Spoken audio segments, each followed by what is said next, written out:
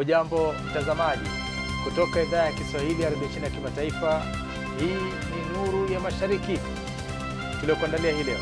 China yaendelea kuimarisha mafanikio ya kuondoa maskini huku ikizidisha ushirikiano wa kitaifa. Mabadiliko yanayowalenga watu yanabaribisha jamii jijini Chengdu, na sherehe za tamaduni za Ng'aa wa China wakati wa sikukuu ya Taa. Kwa hizi na habari nyinginezo nyingi, jumuika nami Mr. Rush.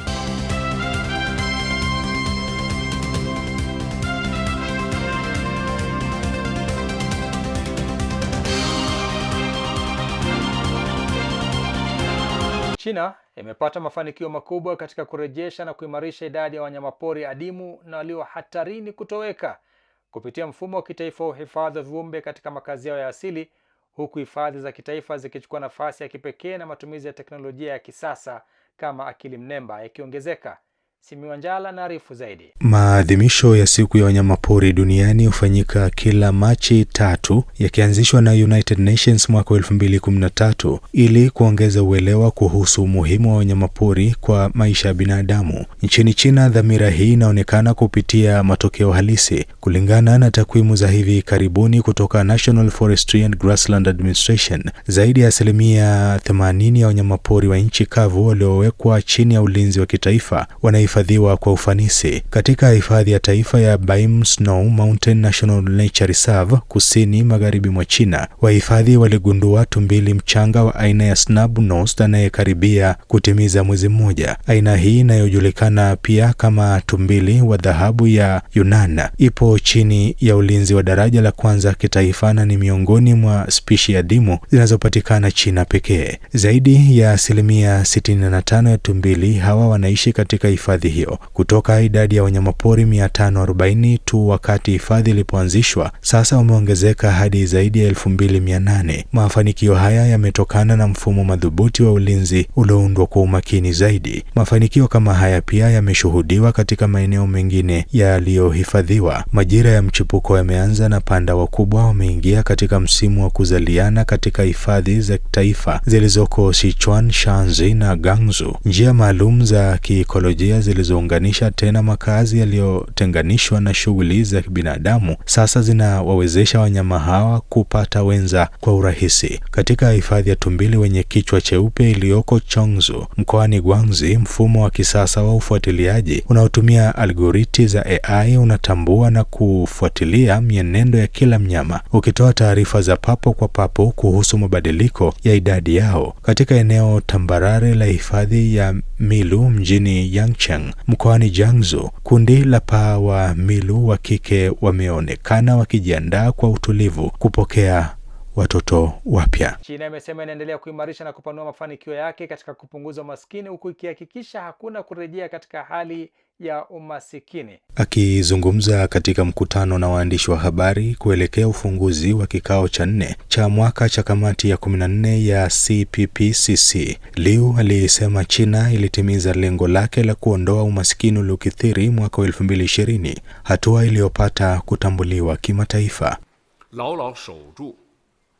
Katika kipindi cha miaka 5 iliyopita, kaunti zote zilizokuwa maskini zimeunganishwa na barabara kuu za kisasa. Vijiji vyote vina barabara za lami na huduma za mawasiliano ya mtandao zimefika kila mahali. Maisha ya wananchi yameboreshwa kwa kiwango kikubwa. China imedumisha msimamo wake wa kuzuia kurejea kwa umaskini kwa kiwango kikubwa na imepiga hatua muhimu katika kurejesha na kuendeleza maeneo ya vijijini. Mafanikio haya yamedhihirisha kuwa umaskini sio jambo lisiloweza kuepukika. Mbali na kushughulikia changamoto za ndani, Liu amesema China imechangia kwa kiasi kikubwa katika juhudi za kupunguza umaskini duniani. Miongoni mwa hatua hizo ni kuanzishwa kwa warsha za Luban Workshops zinazotoa mafunzo ya ufundi kwa mataifa mengine, pamoja na kusambaza teknolojia ya Zhonghao inayotumika katika uzalishaji wa uyoga na ufugaji. Liu pia amesema China imekuwa ikialika wataalamu kutoka mataifa yanayoendelea kutembelea maeneo ya vijijini nchini humo ili kubadilishana uzoefu kuhusu utawala wa vijiji na maendeleo ya viwanda vidogo kwa lengo la kusaidia nchi hizo kubuni mikakati inayolingana na mazingira yao. Akizungumzia jukumu la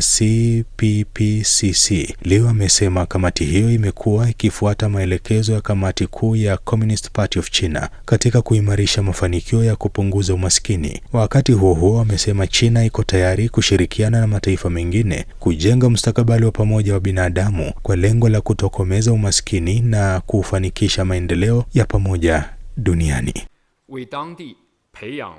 China ni mtetezi na mshirika mkuu wa juhudi za kimataifa za kupunguza umaskini. Imetia saini nyaraka za ushirikiano wa kujenga kwa pamoja mpango wa ukanda mmoja na njia moja, na zaidi ya nchi 150 pamoja na mashirika kadhaa ya kimataifa yamejiunga. Miradi mingi mikubwa imeanzishwa ikichochea ukuaji wa uchumi wa kanda pamoja na ajira nyingi. Zaidi ya karakana 30 za Luban zimeanzishwa barani Afrika, Asia na Ulaya. Shughuli za kitamaduni zilijaa shamra kote China Jumanne katika maadhimisho ya tamasha la taa, tukio linaloashiria umoja, matumaini na kilele cha sherehe za mwaka mpya wa Kichina. Maelfu ya wakazi na watalii walishiriki katika matamasha yaliyounganisha urithi wa kale na ubunifu wa kisasa. Jacob Mogoa anaarifu. Katika eneo jipya la Xiong'an mkoani Hebei kulifanyika maonyesho ya mitaani ya urithi wa utamaduni usiogusika. Katika kaunti ya Rongsheng, jumla ya maonyesho 20 ya kuvutia yaliwasilishwa, yakiwemo sarakasi za ngoma za simba na kuwapa washiriki fursa ya kushuhudia kwa karibu sanaa za jadi za China. Mashariki mwa nchi, katika kaunti ya Ximen mkoani Anhui, mitaa ya kale ilinukia harufu ya vyakula vya asili. Chakula maarufu cha eneo hilo chenye tabaka mbalimbali za viungo vinavyoashiria umoja na ustawi kiliwavutia wakazi na wageni waliotaka kuadhimisha sikukuu hiyo kwa kuonja ladha ya utamaduni wa mahali hapo. Usiku ulipoingia, jiji la Heijin mkoani Shanxi liliandaa gwaride la kuvutia la taa.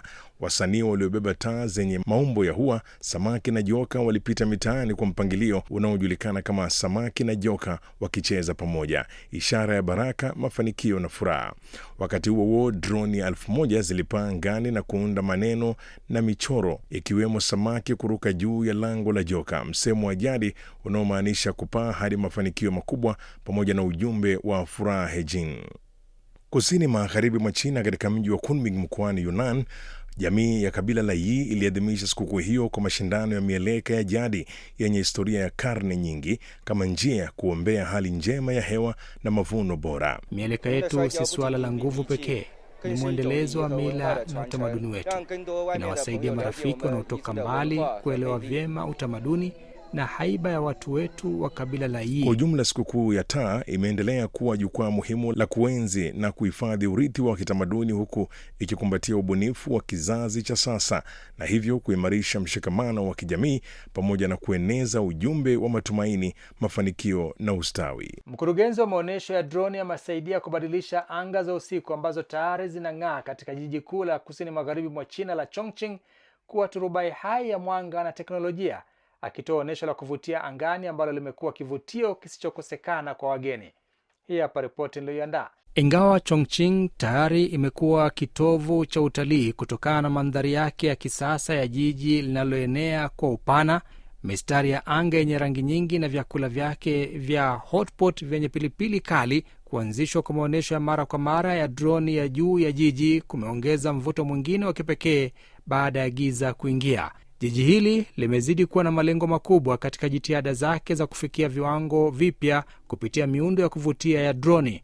Majira ya joto yaliyopita, Chongqing hata iliweka rekodi ya dunia ya Guinness wakati karibu droni 12,000 ziliporushwa kwa uratibu kamili kuunda taswira ya ajabu angani juu ya jiji.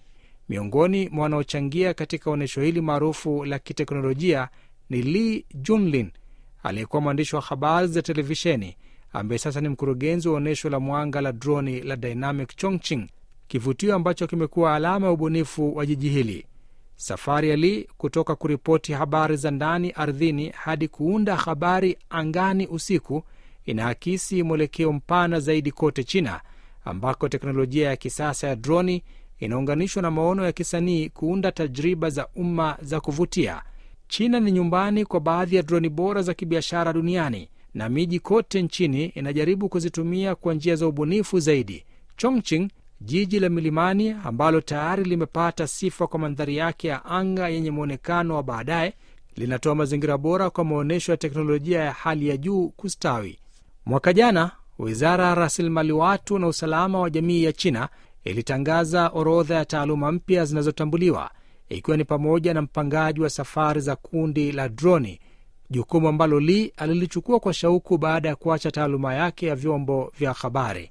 Katika Chongqing na kwingineko, Teknolojia inabadilisha si tu mandhari ya miji, bali pia muundo mzima wa uchumi unaoendeshwa na ubunifu, uundaji na vipaji. Katika ulimwengu unaokua kwa kasi, miji mingi hukimbilia maendeleo ya miundombinu na ukuaji wa uchumi. Hata hivyo, jiji la Chengdu mwelekeo ni tofauti. Maendeleo yanaanzia kwa watu, kwa kuweka mahitaji, ustawi na sauti za wakazi wake mbele, kama anavyoripoti Ronald Mutie. Hili ni jiji la Chengdu, kusini mashariki mwa China. Hapa kuna idadi ya watu milioni 20 hivi. Viongozi wa hapa wanasema kwamba maendeleo ya mji huu yanatokana na kuweka watu mbele, kuanzia usimamizi wa jamii hadi uboreshaji wa miji. Mamlaka za mitaa zinabuni sera na maeneo ya umma kulingana na mahitaji halisi ya wakazi. Mfano mmoja ni kantini ya jamii katika jumuiya ya Qinyuan, ambayo sasa inapatikana kwa wingi kote jijini na hutoa chakula cha mchana cha bure chenye lishe kwa wazee kila siku. Kantini hizi pia zimekuwa vituo vya kijamii vinavyowaunganisha na kuwashirikisha wazee na kuwasaidia kujihisi kuwa sehemu ya jamii. Viongozi wa jamii na wafanyikazi wa ustawi wa jamii hutembelea mara kwa mara maeneo hayo ili kukusanya maoni ya moja kwa moja kwa ajili ya maboresho yanayoweka watu mbele. This place is wonderful. Elderly people can eat here, chat, and even brag with friends. It's a great place to spend time. Wafanyikazi wa kijamii pia huandaa mikutano yao mara kwa mara ili kukusanya mapendekezo ya wakazi, kisha kubuni miradi inayoshughulikia mahitaji ya haraka na ya muda mrefu. Through tea house meetings and residential compound meetings, we continuously gather opinions and suggestions from residents. Then we form deliberation rules and discuss together what are the recent needs of our residents. Based on both potential and explicit needs, we design and integrate resources to provide quality projects. Kwa baadhi ya watu, huduma hizi hutoa msaada wa kihisia na msaada wa vitendo kwa wakati mmoja. After my husband passed away, I almost fell into depression. But since coming here, with the care from community leaders and the support from everyone around me, I have been able to pull myself out of the trap. Now I feel especially happy. Falsafa hiyo ya kuweka watu mbele pia inaonekana katika ukarabati wa mto Jinjiang. Hapo awali ukiwa umechafuliwa, mto huo umegeuzwa kuwa ukanda wa kijani wa mapumziko ulio wazi kwa umma. I actually think it's quite simple. During the Jinjiang River renovation process, we considered returning the space to the people, sharing the culture, and creating resonance through services. We designed the entire renovation of both riverbanks and the cruise route according to this model. So actually, I think this is also a microcosm of Chengdu's happiness. Leo ukingo wa mto ulioboreshwa umekuwa eneo la umma ambapo wakazi hupumzika, kujumuika na kuungana tena na asili, mfano halisi wa jinsi upangaji mji na usimamizi wa jamii vinavyoweza kuunganishwa chini ya mpango mpana. Mauzo ya pikipiki na baiskeli za umeme kutoka mji wa Wuxi mkoani Jiangsu mashariki mwa China yameongezeka kwa kasi katika miaka hivi karibuni, yakichochewa na upanuzi wa masoko ya kimataifa na matumizi ya teknolojia za ubunifu zilizotengenezwa China. Zakia Pong anatufahamisha zaidi kwenye sehemu yetu ya Ifahamu China.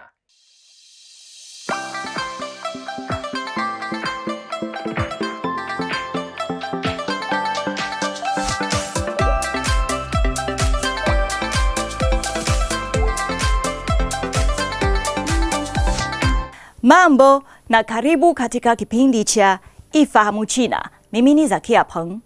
Mauzo ya pikipiki za umeme kutoka mji wa Wuxi mkoani Jiangsu mashariki mwa China yameongezeka kwa miaka ya hivi karibuni, huku wazalishaji wa ndani wakipanua masoko ya kimataifa kwa teknolojia za ubunifu zilizotengenezwa China. Hifadhi ya viwanda vya magari ya umeme ya Wuxi imeona kuongezeka kwa manunuzi kutoka wateja wa kimataifa, wakiwa wanavutiwa na bei nafuu, ubora na teknolojia ya kisasa ya magari ya umeme ya China. Kikundi cha watu 30 kutoka Hungary kilitembea kutafuta fursa za ununuzi, huku wanunuzi wa Uingereza wakisafiri hadi Wuxi kwa ajili ya kupata bidhaa ili kufanya biashara mpya za reja. Kampuni inayoongoza huko Wuxi ilionyesha kwa fahari kuta zilizojaa leseni nyingi za hakimiliki katika ukumbi wake wa maonyesho, ikionyesha zaidi ya hakimiliki 2400 za kitaifa zilizosajiliwa na shirika hilo. Wakiungwa mkono na teknolojia msingi, wazalishaji wa Wuxi wanatoa mara kwa mara bidhaa mpya za kisasa ili kukidhi mahitaji ya kimataifa. Ofisi ya biashara ya eneo hilo inasaidia kwa nguvu kampuni zinazoingia kwenye soko la kimataifa kwa kushughulikia masuala mbalimbali yanayohusiana, ikiwemo uhusiano wa njia za mauzo, maendeleo ya biashara mtandaoni na kuvuka mpaka, na maombi ya ufadhili. Haya, kwa leo kipindi hiki kinaishia hapa. Katika kipindi kijacho nitaendelea kukuletea mambo mengine yanayovutia kuhusu utamaduni na jamii ya China. Asante kwa kuwa nami. Mimi ni Zakia Peng. Kwa heri. Na mtazamaji, sasa ni wakati wa sehemu yetu ya Jifunze Kichina. Katika sehemu hii tunawaletea masomo ya lugha ya Kichina hatua kwa hatua kwa njia rahisi na ya kuvutia. Karibu tujifunze pamoja.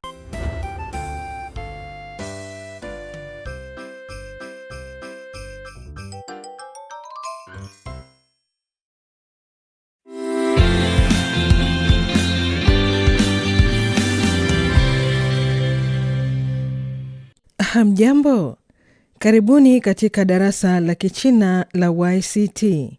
Somo la YCT ni mfumo wa mafunzo ya lugha ya Kichina unaowaongoza watoto kujifunza Kichina kwa ufanisi na kuinua kiwango chao cha uelewa wa lugha ya Kichina kwa pande zote.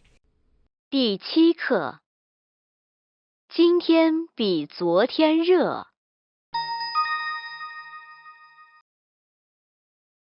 Sikiliza rekodi hii na usome.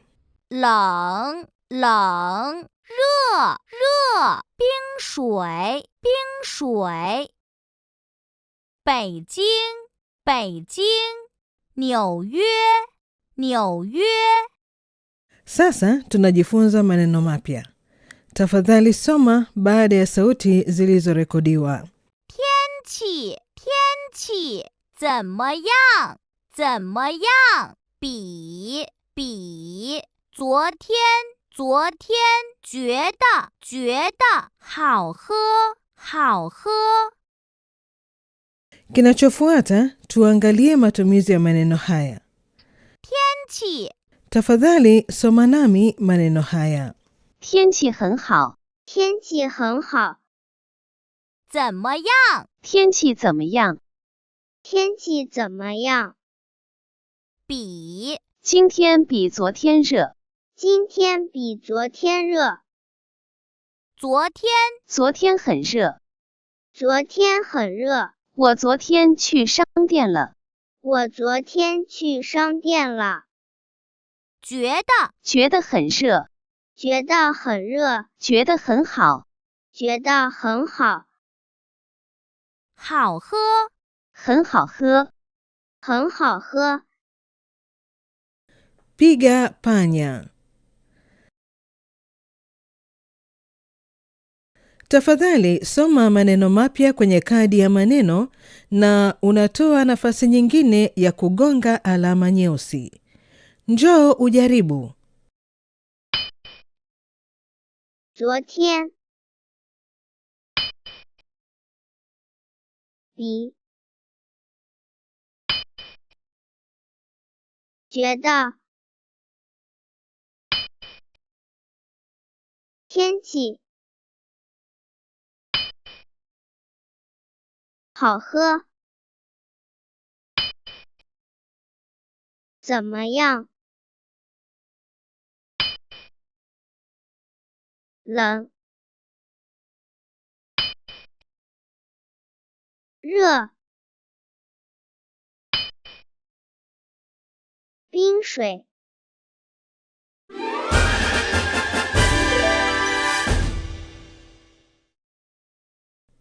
Linganisha.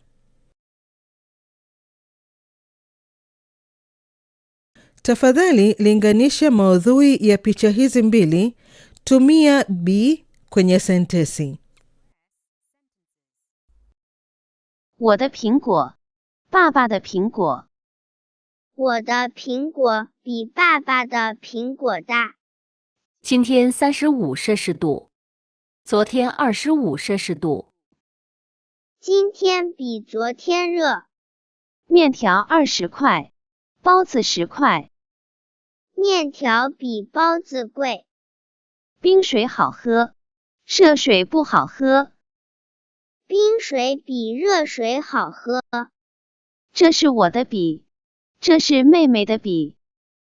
我的笔比妹妹的笔多。